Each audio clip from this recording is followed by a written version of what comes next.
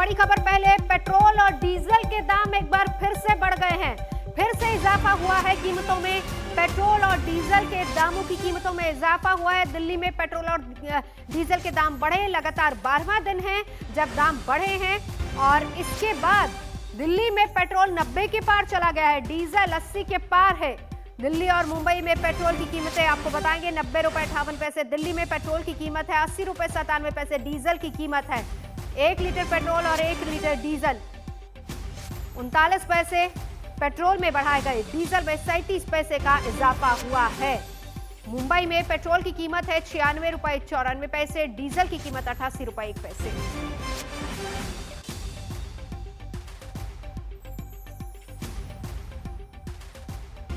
इसी पर देखिए हमारी खास पेशकश, तेल तिगाड़ा बजट बिगाड़ा। साथ में हूं अंजना ओम कश्यप। आखिरकार वो दिन भी आ ही गया जब देश के कई शहरों में पेट्रोल की कीमत पिछले कुछ दिनों से प्रति लीटर 100 के पार बरकरार है। तेल की कीमतों को लेकर हाहाकार मचा हुआ है। विपक्ष जहां सरकार की घेराबंदी में जुटा है, वहीं प्रधानमंत्री इसके लिए पूर्व सरकारों को दोषी करार दे रहे हैं। आखिर क्यों बाकी पड़ोसी देशों के मुकाबले भारत में तेल के भाव में आग लगी हुई है? कौन है इसका असली कसूरवार? हल्ला बोल में आज बहस इन्हीं तमाम सवालों पर। और हमारे साथ 2 खास मेहमान, सुधांशु त्रिवेदी सांसद और प्रवक्ता भारतीय जनता पार्टी के जुड़ेंगे, पवन खेरा मोर्चा संभालेंगे कांग्रेस पार्टी की तरफ से। लेकिन सबसे पहले ये रिपोर्ट देखिए, फिर चर्चा की शुरुआत।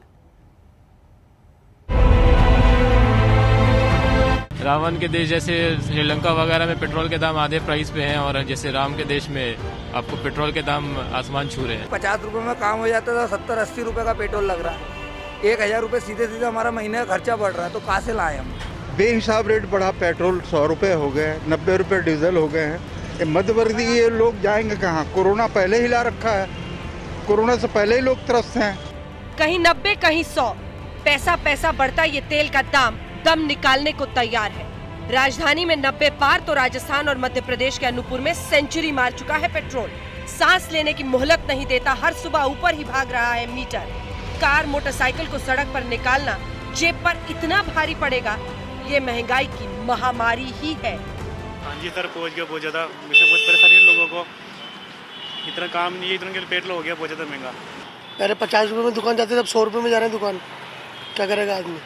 हमारे को मजबूर चलना पड़ता है, हमारे को कमाई का बिल्कुल साधन खत्म होता जा रहा है।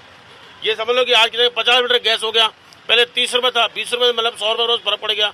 हमारे पेट पे लात पड़ती है भाई साहब। तेल के दाम में लगातार इजाफे का ही नतीजा है कि राजस्थान के बाद मध्य प्रदेश में भी सामान्य पेट्रोल 100 रुपए प्रति लीटर बिक रहा है, तो वहीं प्रीमियम पेट्रोल की कीमत 105 रुपए प्रति लीटर के आसपास पहुंच गई है। हालत ऐसी है कि पड़ोसी मुल्कों को भी हमने कीमतों में पीछे छोड़ दिया है। भारत में पेट्रोल 89.88 रुपए प्रति लीटर और डीजल 80.27 रुपए प्रति लीटर है। नेपाल में पेट्रोल 68.98 रुपए, डीजल 58.31 रुपए। श्रीलंका में पेट्रोल 60.26 रुपए और डीजल 38.93 रुपए है। और पाकिस्तान में पेट्रोल 51.14 रुपए और डीजल 53 रुपए बिक रहा है। महंगाई की महामारी में तभी बिहार में नेपाल से पेट्रोल की तस्करी हो रही है। ये बिहार का अररिया है जिसका बॉर्डर नेपाल से लगता है। यहाँ पर सुरक्षा का इंतजाम देख सकते हैं आप, लोग आसानी से आ जा रहे हैं। ऐसे में नेपाल से 22 रुपए सस्ता पेट्रोल लाकर बिहार में बेचा जा रहा है। लोग साइकिल पर गैलन रखकर खुलेआम पेट्रोल की तस्करी कर रहे हैं। पेट्रोल में कितना अंतर है? भारत नेपाल में पेट्रोल में अंतर 75, 95, 15 रुपये 12 है ज्यादा नहीं ज्यादा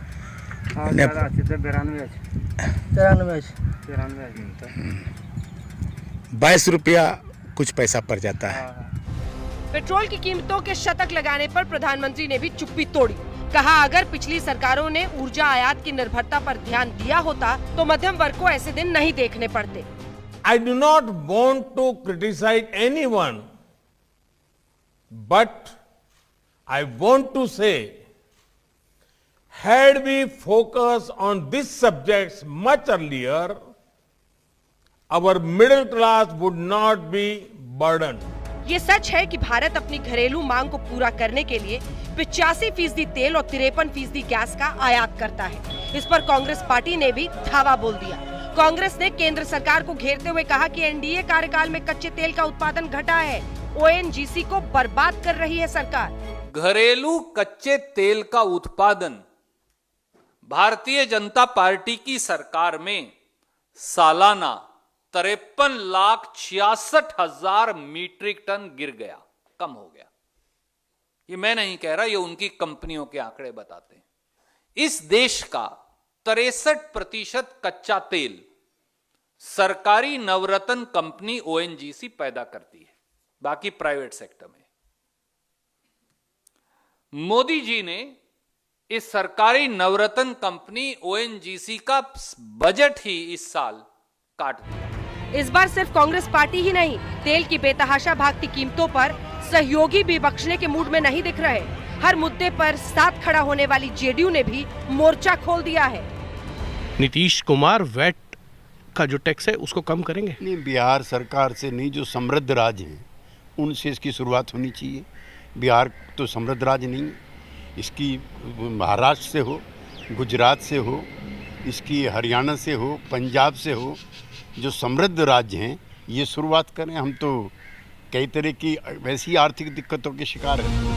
तेल के इस खेल में टैक्स का रोल क्या है? दरअसल महंगाई का ये जो झटका लग रहा है वो केंद्र और राज्य सरकारों की मिली भगत का नतीजा है। तो सुनिए, इसे समझने के लिए आपको तेल की कीमत में टैक्स के गणित को देखना होगा। दिल्ली में 16 फरवरी को पेट्रोल का बेस प्राइस 31.82 पैसे था, जिस पर 28 पैसे का किराया लगा, 32.90 रुपए की केंद्र की एक्साइज ड्यूटी, 3.68 पैसे डीलर का कमीशन, 20.61 पैसे का दिल्ली सरकार का वैट, जोड़कर 89.29 रुपए प्रति लीटर हो जाता है। इस तरह प्रति लीटर पेट्रोल पर केंद्र और राज्य सरकारें 53 रुपए 51 पैसे का टैक्स वसूल रही हैं दिल्ली में। मतलब सरकारों के लिए तेल कमाई का बड़ा स्रोत ही बन चुका है, जिससे हाथ धोने को किसी भी दल की सरकार तैयार नहीं। लेकिन सरकारों की बढ़ती भूख ने जनता के साथ साथ तेल बेचने वालों की भी नींद उड़ा दी है। तो इस प्रकार का कोई दाम बढ़ने से हमारा कोई परसेंटेज के आधार पर कोई कमीशन बढ़ता है या हमें कोई फायदा होता है, ये बिल्कुल निराकार, बिल्कुल गलत है। और बल्कि हमारा बहुत भारी नुकसान, जो आम पब्लिक का नुकसान है, उससे भी भारी नुकसान डीलरों का होता है। उसका कारण ये है कि देखिए, जब 70 रुपये का पेट्रोल था या 60 रुपये का पेट्रोल था तो पेट्रोल उड़ता है, उसकी ये एक व्यवहारिक नेचर, या आप कहें कि ये एक नेचुरल फिनोमिना है। तो वो जब पेट्रोल उड़ता है, उस पेट्रोल उड़ने में जब 70 रुपये का पेट्रोल उड़ रहा था तो हमारा 70 रुपये का नुकसान था। आज वो 100 रुपये का पेट्रोल हो गया है तो 100 रुपये का नुकसान है।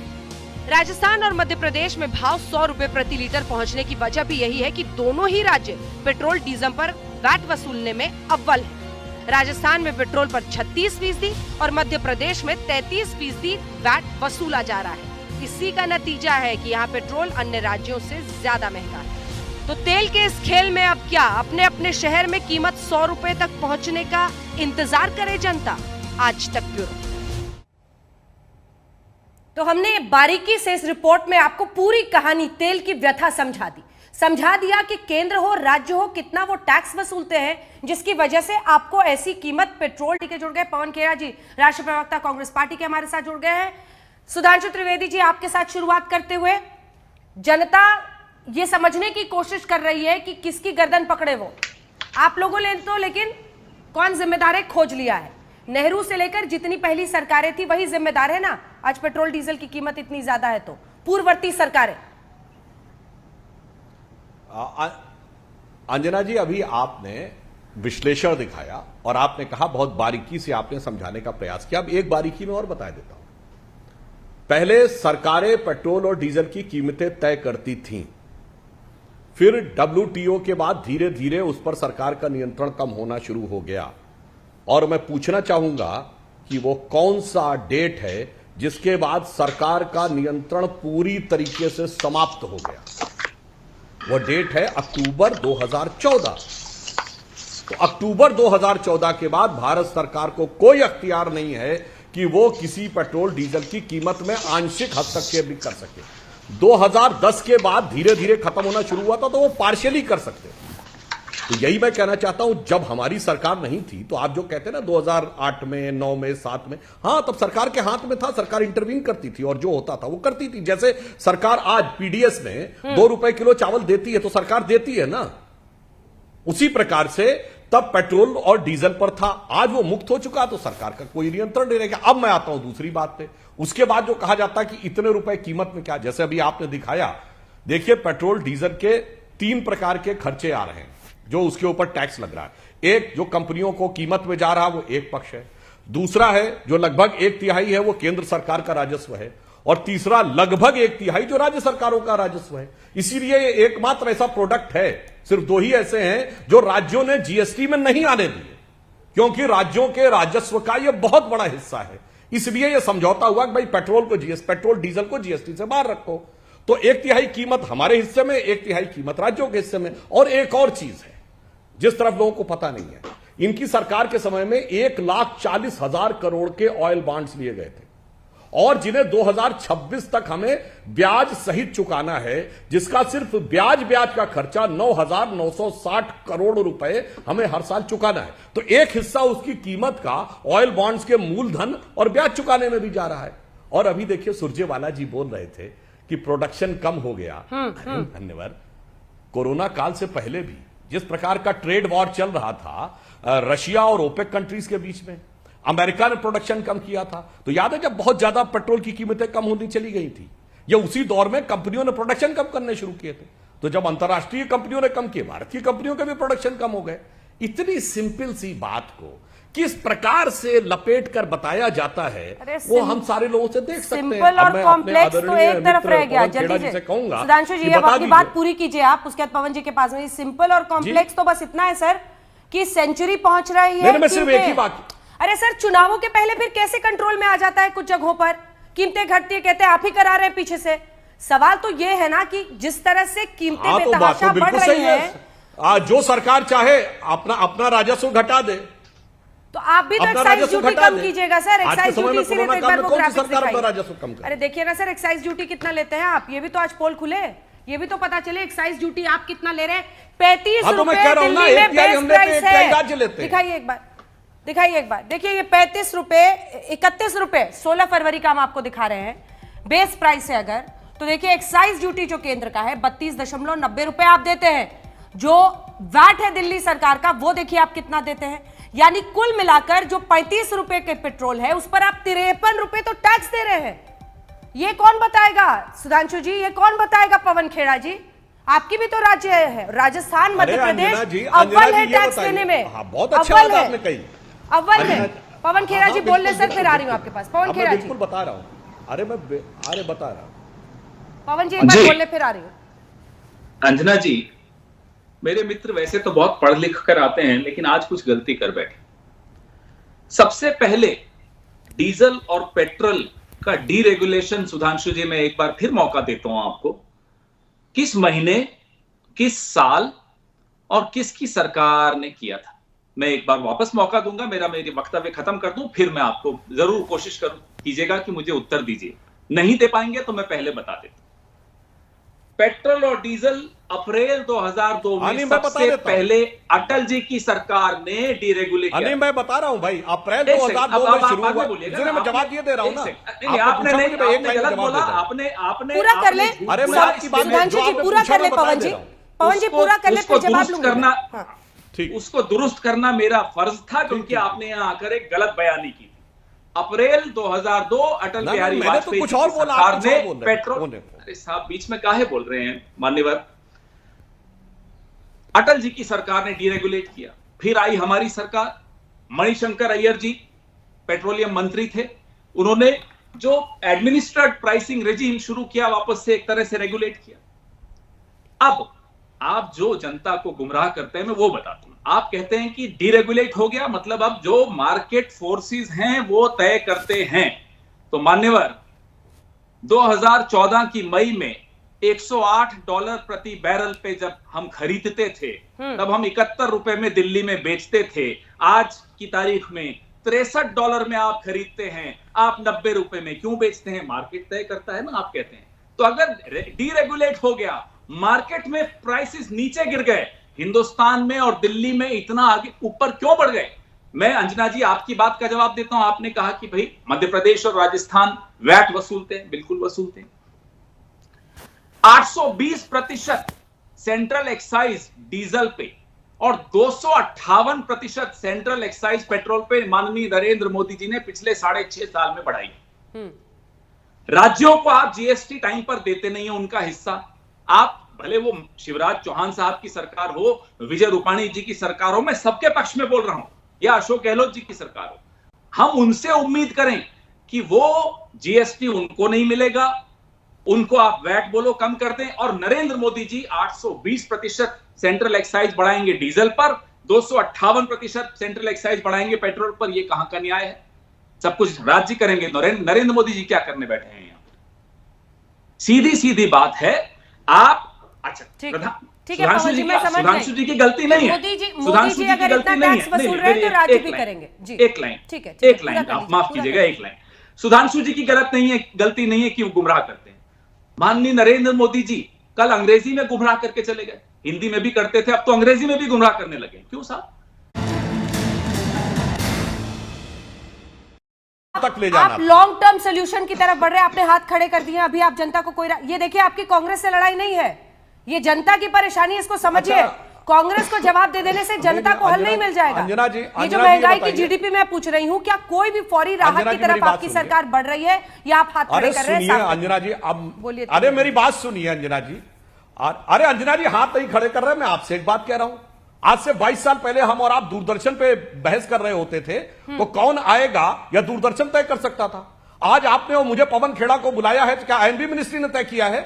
नहीं ना, अब ओपन हो चुका है। जो आपकी मर्जी होगी, जिसको मन होगा बुलाएंगे। तो हाथ खड़े करने का क्या मतलब है? हाथ तो बांध के खड़े करके खत्म कर दिए गए अक्टूबर 2014 में। 1 जनवरी 1995 के करार के अनुसार पहला 2010 में खत्म हुआ, दूसरा अक्टूबर 2014 में। बस सिंपल सी बात है। वरना आप बता दीजिए कि अगर आज भारत सरकार कहे कि फला को बुलाना, ढिमाक को बुलाना है, क्या ये अलाउड है? नहीं अलाउड है। बस ऐसी स्थिति है। अंजना जी ठीक है, जवाब दीजिए पवन खेड़ा जी। पवन खेड़ा जी, एक के बाद एक गलत बयानी सुधांशु जी के मुंह से मैं उम्मीद नहीं करता था कि वो करेंगे। डब्ल्यूटीओ का ये बार बार उदाहरण लाते हैं। मुझे कारण बताइए कि 2002 के बाद वाली सरकार, जब मणिशंकर अय्यर जी पेट्रोलियम मिनिस्टर बने, तो उन्होंने एडमिनिस्ट्रेटेड प्राइसिंग रिजीम वापस कैसे ले आए?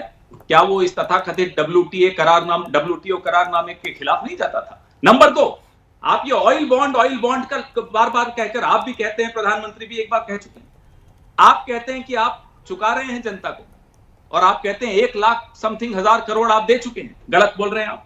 3,500 करोड़ अब तक आप दे चुके हैं, और अभी जो बचा है वो 1,30,000 करोड़ है। आपने जो अर्जित किया है पिछले 6.5 सालों में सेंट्रल एक्साइज से, वो है 21 लाख करोड़। हिसाब दीजिए बाकी कहां गया, बताइए कहां गया? ये किस तरह की आप बातें करते हैं? ऑयल बॉन्ड में आपने अभी तक सिर्फ दिया, चुकाया ही 3,500 करोड़ है, और यहां आकर बोल रहे हैं कि आप लाखों करोड़ दे चुके हैं। गलत बोल रहे हैं आप।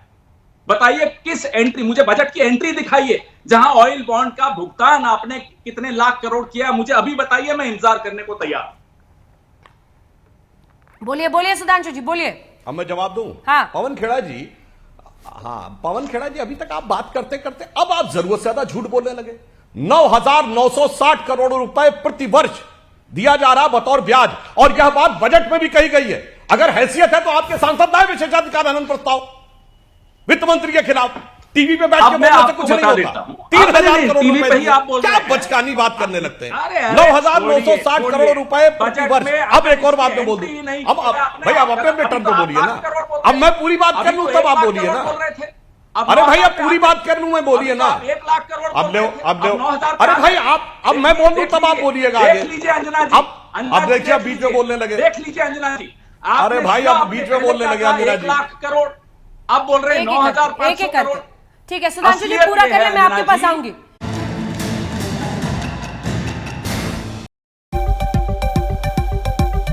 तेल तिगाड़ा, बजट बिगाड़ा। जी हां, तेल और डीजल की, जो पेट्रोल और डीजल की बेतहाशा बढ़ती कीमतें हैं, वो किस तरह से लोगों को परेशान करेंगे, ये हम आपको दिखा रहे हैं। टैक्स का भी पूरा स्ट्रक्चर बता रहे हैं कि केंद्र सरकार एक्साइज ड्यूटी कितना लेती है, राज्य सरकारें कितना लेती हैं, और ये भी कि जो महंगाई की जीडीपी है, जिसमें गैस, डीजल, पेट्रोल, ये जो कीमतें हैं, ये किस तरह से आम आदमी को कर रही है परेशान। और इस बीच सवाल ये कि क्या इससे राहत मिलती हुई दिखेगी, क्योंकि ये सेंचुरी मध्य प्रदेश और राजस्थान में जरूर लगा हो, लेकिन सुधांशु जी अपनी बात भी पूरी कीजिए।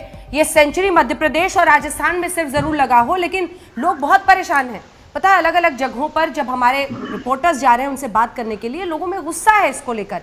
क्या आपको लग रहा है कि अब महंगाई इशू ही नहीं रह गया है इस देश में, जिसकी वजह से आप लोग इसको पूरी तरह से इग्नोर करके आगे बढ़ने को तैयार हैं?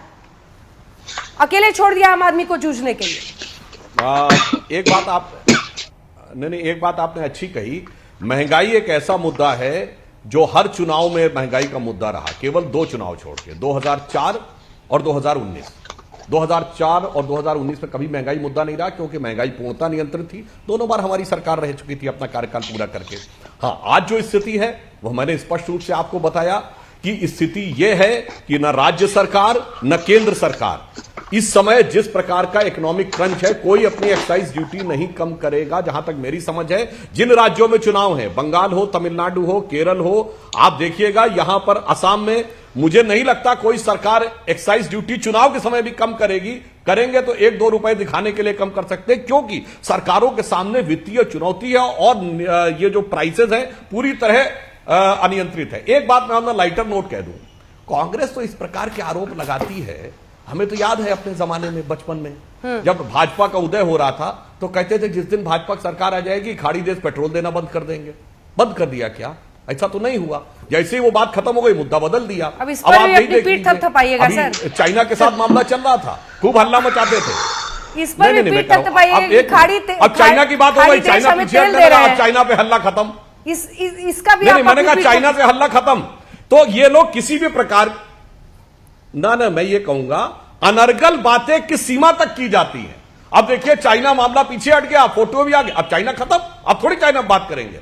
कुल मिलाकर किसी न किसी मुद्दे पे सच को छुपा हल्ला वैसे बात सच है। अब जब चीन खुद ही अपने जवानों के मरने की लिस्ट दे रहा है तो कांग्रेस पार्टी को लगता है इस पर सांप सूंघ गया है।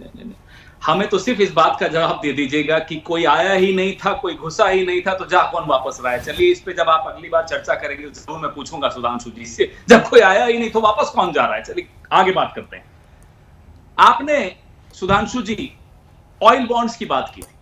क्या oil bonds doctor Manmohan Singh सरकार से पहले किसी सरकार ने नहीं इशू किए थे? क्या यशवंत सिन्हा जी जब आपके वित्त मंत्री थे, अटल जी की सरकार ने, तब क्या ऑयल बॉन्ड्स नहीं इशू हुए थे? और आप तुरंत शब्दों को बदल देते हैं। जब मैंने आपको ऑयल बॉन्ड्स पे आपका झूठ पकड़ा तो आपने ऑयल बॉन्ड्स के इंटरेस्ट पे आ गए। ऑयल बॉन्ड्स अभी तक जो मैच्योर हुए हैं मोदी जी के शासन में 3500 करोड़ से ऊपर मैच्योर नहीं हुए हैं। इसलिए आप पहले तय कर लीजिए कि आप ऑयल बॉन्ड्स की बात कर रहे हैं या ऑयल बॉन्ड्स के इंटरेस्ट की बात कर रहे हैं। और अगर आप ऑयल बॉन्ड्स की बात कर रहे हैं तो मैं आपको चुनौती देता हूं, कितना पैसा आप ऑयल बॉन्ड्स का लोगों को लौटा चुके हैं पिछले 6-6.5 सालों में? आप अभी अंजना ओम कश्यप जी के बहुत प्रतिष्ठित शो में जनता को बताइए। और अगर आप कह रहे हैं कि ऑयल बॉन्ड्स सिर्फ डॉक्टर मनमोहन सिंह लाए थे, तो यशवंत सिन्हा जी अपने बजट में ऑयल बॉन्ड्स किस सरकार के तहत लाए थे, जरा उसकी भी बात कर लीजिए। जवाब दे रहे हैं सुधांशु जी। तीसरी बात पूरा कर लीजिए, पूरा कर लीजिए। मैं फिर से आप, क्योंकि अंजना जी ब्रेक से पहले आपने मुझसे कुछ पूछा था, बिल्कुल, पिछली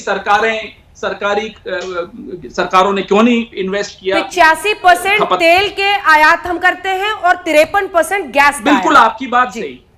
23% जो हम घरेलू उत्पाद का हम करते थे वो घटकर मोदी जी के सरकार में 15.8% क्यों हो गया? उसका जवाब दीजिए। पिछली सरकारों को उनका किए का कभी रिवॉर्ड मिला, कभी पनिशमेंट मिला, कभी उनको चुनाव जितवा दिया। हमें तो शायद सुना 60 साल सत्ता में रखा लोगों ने, तो कुछ ठीक किया होगा तभी रखा होगा। लेकिन मैं इनसे यह जानना चाहता हूं कि कपड़ा बनाने वाली एक कंपनी को, जिसका ऑफिस बारबाडोस में था, उसको मोदी जी जब मुख्यमंत्री थे गुजरात के, ऑयल ड्रिलिंग का काम दे दिया कपड़ा बनाने वाली कंपनी को। ये मैं नहीं कह रहा, सीएजी रिपोर्ट कहती है सुधांशु जी।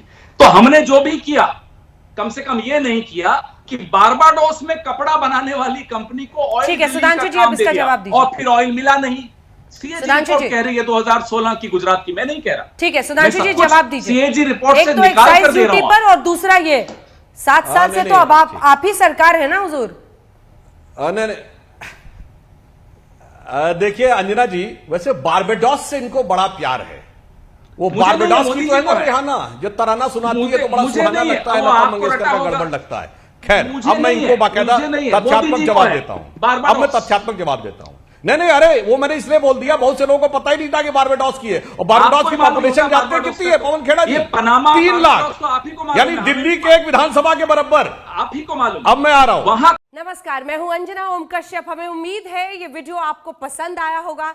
लेटेस्ट खबरों के लिए यूं ही देखते रहिए आज तक, और इस वीडियो के पसंद आने पर लाइक, शेयर एंड सब्सक्राइब करना ना भूलें।